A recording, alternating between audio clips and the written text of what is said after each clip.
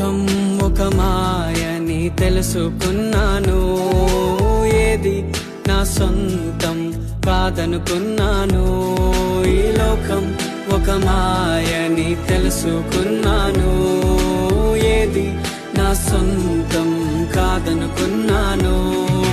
తప్పిపోయిన కుమారుని నేనైతే, నా కొరకై నిరీక్షించే తండ్రి నా యేసు. తప్పిపోయిన కుమారుని నేనైతే, నా కొరకై నిరీక్షించే తండ్రి